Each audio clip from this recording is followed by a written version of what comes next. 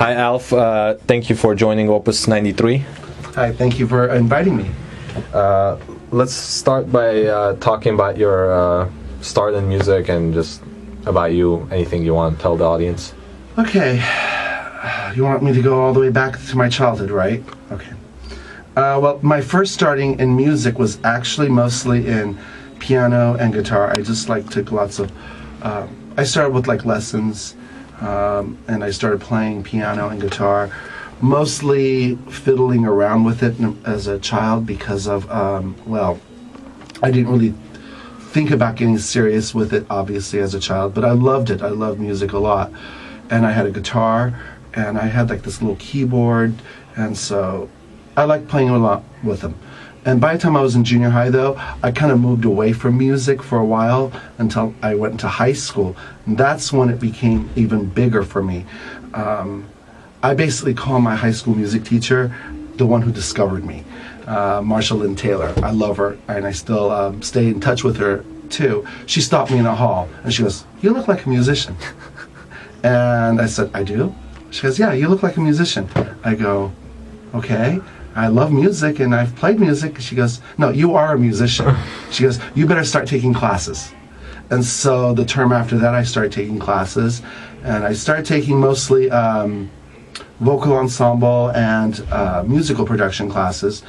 But then later on, I expanded further on. I went back into piano again. Not as much guitar, but I still did guitar too.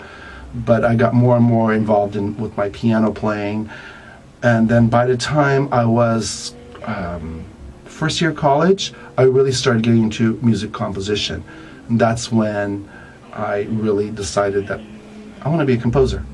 And that's when my studies started in composition. So I was kind of late with starting as a composer. I think my first piece was when I was 18 or 19, around that time, first year of college. And that's when it all started for me. So college was at Cal State Northridge. Right, although I didn't start here. I started at LA Valley College. I did my 2 years there. I studied theory and all the lower division classes, and I took some composition classes, not really composition classes per se, but arranging and orchestration, and I really learned about arranging for small ensembles and groups, jazz ensembles especially. Then I started writing smaller pieces. And my first pieces were chamber pieces, which is mostly the bulk of my music. I wrote a string quartet, a flute and guitar piece, and a few other pieces back then. And I started actually with electronic music at the same time because I was always fascinated with computers and technology. And as soon as I realized that there was MIDI, whoosh, I went into that. And I started composing electronic music as well. And then when I transferred to Cal State Northridge, which was the year of the earthquake, I think I brought the earthquake here to Cal State Northridge. I got into the composition program and the piano program, which is when things were really, really serious for me. And so, speaking of electronic music, do you still compose in that genre? Yes, I do. Actually, I do. I use mainly Logic Pro on my Mac to compose my electronic music. The last 2 pieces that I wrote was completely on Logic. Now I'm actually thinking about adding a few other things. I just recently bought a theremin, and I really love it. So I'm thinking of integrating Logic and the theremin and even the iPad into electronic music. It's a fascinating region of music that I think I really enjoy working with a lot. I know a lot of people don't know about the electronic music. So there's electronic music where you could compose and have all the layers and then have it performed on stage as in the audience listens to it, and then there's electronic music where you could be part of the performance, correct? Yes, there's been so many different types. Yeah. Even right here at Northridge, we would have had electronic pieces where they'll put the stereo speakers out and then you just listen to it. And that has been going on since probably the 40s. But as in the performance area, there's also an electronic background along with live performances. So there's several different ways it's done. But it's electronic music per se, that it's the sounds are analog or digitally an outcome. And that's what it is. So what's your style, or do you do both, or what? What do you mean, like style as both? Electronic music. What do you do? Do you have a performance on stage, or do you just put the music and have it heard? I've done mostly without performers, but I'm working on toward putting in something together with electronic, with live performers. It's kind of a tricky thing to do because of without a conductor. Yeah. If you have a conductor, it's a little easier, but without a conductor, it's literally, you have to have the timing accurate. Yeah. And that becomes really difficult. There's a lot of orchestral pieces with electronics in the background. John Adams has done it a few times. It's a lot easier with a conductor. But when it's a chamber piece, it can become a little tricky. So I'm trying to figure out how to go around that and what's the best way of doing it. So who are your teachers for composition? Do you consider someone being a mentor or a teacher? Well, my main mentor, who I actually saw a couple of his new pieces performed last night right here at Northridge, is Dan Kestner. Dr. Kestner has been my mentor for 8 years, both undergraduate and graduate here at Northridge, and he was one of the greatest composers that I worked with. I learned a lot from him. And even to this day, a lot of the concepts and foundations of my musical compositional style comes from what he has basically taught me. And it's still here with me to this day, even though I've taken master classes, I went to Claremont, and I studied from other teachers too. I think Dr. Kestner's teachings was the one that carried on with me the longest. Speaking of Claremont, you went there for graduate school for your doctorate. Tell us a little bit about the experience there and what you did. Well, Claremont is a lot more quiet than most programs. The year that I started there, they just moved the music department into the basement of one of the main buildings because they just got a grant to create a recording studio, and it was a lot quiet, a lot more focused on what I want to do, and it was only 35 students. So that's made it easy for a doctoral program. I studied there with Peter Boyer, who has a different concepts of musical composition.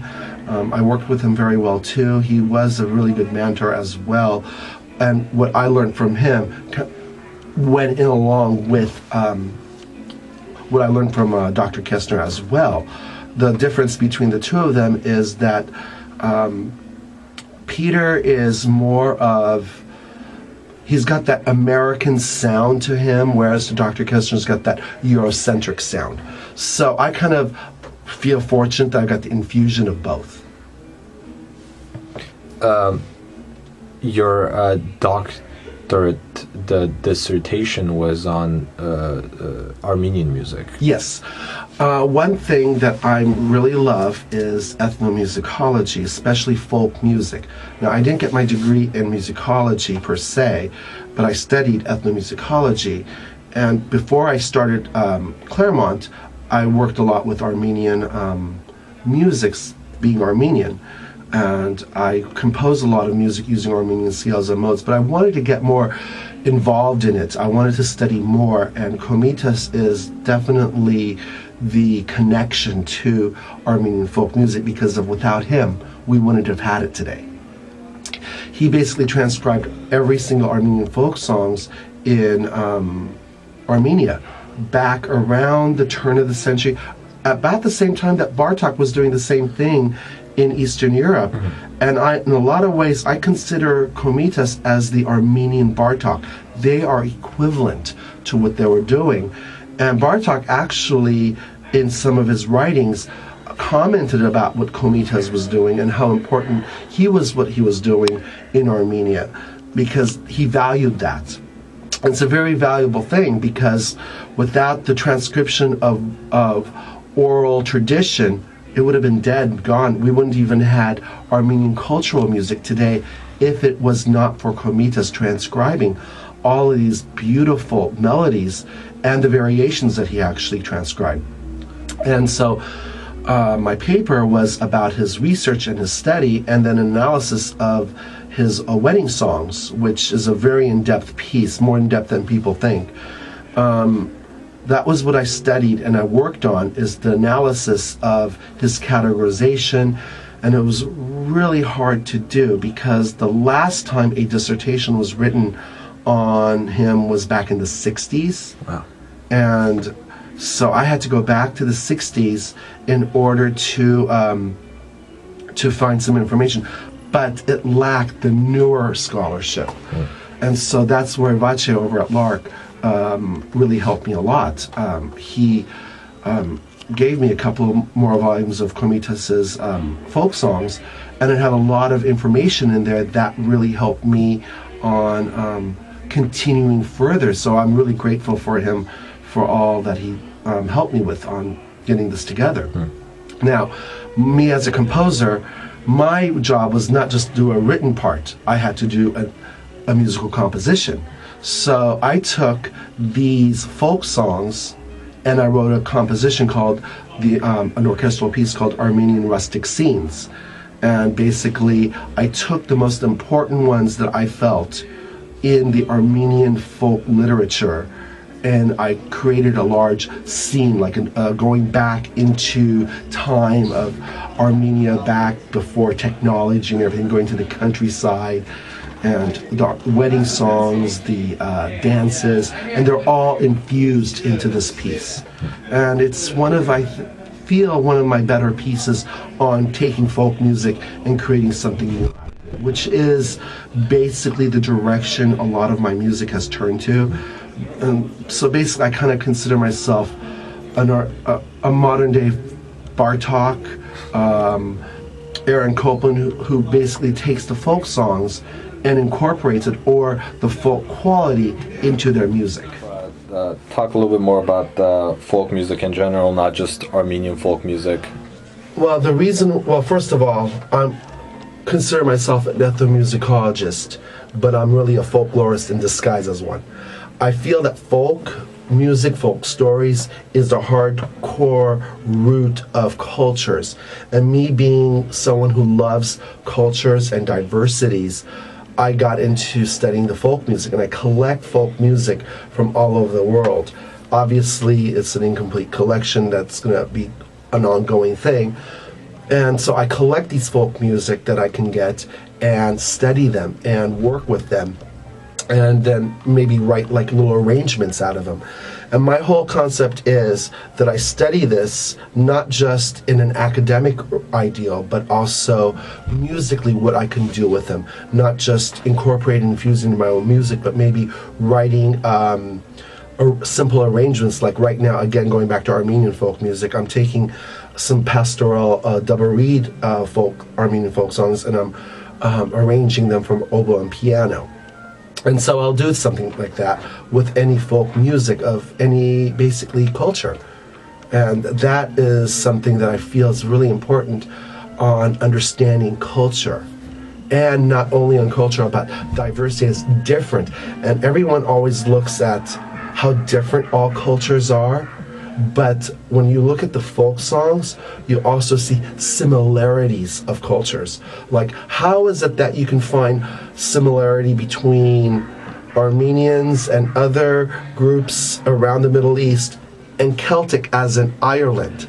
I mean, two different regions, but there's similarities, and you can find the similarities in their music and the musical instruments. And then, of course, going to the Far East, how is it that you can find similarities between Far East, meaning China and Japan, with Armenians and Persians and the other groups around there, and Ireland and Scotland? There are similarities. You find these similarities, such as the bagpipe. I don't know if I've told you about the bagpipe story. No. You know, bagpipe is not Scottish. It's Turkish. And it found its way to Scotland by the Crusaders. The Crusaders took this instrument and they took that back to Europe to scare away their enemies, because it sounded like a monster. It's like, no one in Europe has ever heard the sounds of a bagpipe. And my speculations are the reason why we have the Italian bagpipe is because of, as it went through Europe, the Italians said, "Oh, I love this instrument, I'll take it." and going to other regions. So it's kind of like how the gypsy music works too. It's like they go to different regions, they go, oh, I love this, I'll take this. But it stayed there. And so ultimately it ended up in Scotland, and of course we had the Highland pipes in Scotland, and everyone thinks, oh, bagpipes, Scottish. No, wrong. It's from the Middle East. You know. That's very interesting. Yeah. I didn't know about that. Yeah. But next question I have is, it seems the folk music is very much based around, so lyrics and singing. Have you incorporated voice in your compositions, or? Well, the thing is, all these folk songs, most of them are songs. Yeah. And I have not actually incorporated them as a song, although I've written songs into folk music quality. And that's something that I'd like to do, as well as make songs out of them, just like keep the lyrics and writing the songs. But I haven't done that quite yet. But folk music is basically folk songs. The whole concept, and I guess I'm going back to Armenia again, because of the ideal behind the folk songs is that in Armenia, people they did everything by singing. And so basically it's the text that they just did it in a melodic way. That's how they communicated. And I feel that that's probably universal, that folk songs, are just spoken in a melodic way. And that's how I feel that folk songs were created, as opposed to, let me sit down and write a song. And so it just became a natural way of intoning the words. I know you talked a lot about folk music and Armenian folk music, and I want to know about some of the composers that inspire you or you're most interested in. Well, it's certainly a large list, but if you go down to the list, on top of the list would be Bela Bartok. I love him and I love his music. He was one of my biggest inspirations on the concept of folk music, and as well as forms. I love his forms, especially the arch form. I composed a lot in the arch form. He just has been one of my biggest inspirations. Another one is Hindemith. I love his harmonic language, and that was part of my earlier harmonic language, which is expanded, especially since I do a lot of parallel fifths and fourths in my music, and I love it. I love it. Breaking the rules. I love breaking those rules. Current composer, John Carliano. He is definitely one of my favorite composers, and he inspires me a lot. Another composer, and I know a lot of people laugh, but John Williams. Not just because he does film music, but he does concert music as well. I'm actually putting together a group to perform his chamber piece that was written for Obama's inauguration. So he becomes a real big inspiration for me as well. And of course Beethoven, and a lot of, obviously not compositional harmonies, but styles and concepts are still very much a link to my inspiration. Ravel, there are some orchestrational techniques that he does that no one else has ever done. That's definitely part of my compositional techniques. I study different types of orchestrations, so he's the one that I always go back to. Let's see, another composer is Stravinsky, but he is so complex that studying maybe like 10 seconds of his music could take 20 days, 2 weeks, because there's so much in there. So he definitely is another one of my inspirations. So I would literally spend hours studying his music just because I love what he does here. I want to see how he does it, and that becomes an inspiration for me as well. And lastly, there's a question that I ask of all our composer guests. You probably heard it in the earlier interviews. What's your method to composition? How do you compose during the nights, days? What do you do? I don't really have a set schedule. I wish I did, because of the way my schedule is. It's really hard to set one. But I can tell you this much: I can't compose in the morning. That's one thing I cannot do. I cannot compose from the time I wake up till 1 or 2 o'clock in the afternoon. That is not my time to compose. My time to compose is usually late afternoons or late evenings. Sometimes late nights, not always, but late evenings, maybe like after 10 o'clock, before 1 a.m. But definitely later in the day than earlier. I just cannot. I'm not a morning person. I only wake up in the morning for my coffee and do my work. Work as in teach or any type of work, technical work and stuff like that. But when I'm getting creative, I can't compose in the morning. Another thing that I do is when I compose, I don't sit down right at the paper and compose. I think a lot about what I'm going to compose before I do it. And I do a lot of sketching. And recently, the way I do my sketches is I got a little mini MIDI keyboard and I hook it up to my iPad, and that's my sketchboard. And so in the middle of the day, like lunch or wherever I am, when I'm thinking about ideas, I will sit down and I'll play it into the sequencer in there, and I'll take it and I have like a whole folder of all my sketches I've done, and I'll just like use those. So that's my sketchbook now. Before it used to be my book, now it's that. And it really works very well because of it's faster than writing it down, and especially when you can't write in certain places. You can't write like in the bus. But if you sit there with your iPad and play the keyboard, it's a lot easier. At least for me it is. Thank you, Al, for joining Opus 93. We'll hope to have you again sometime in the future. Yeah, thank you for inviting me. Thanks.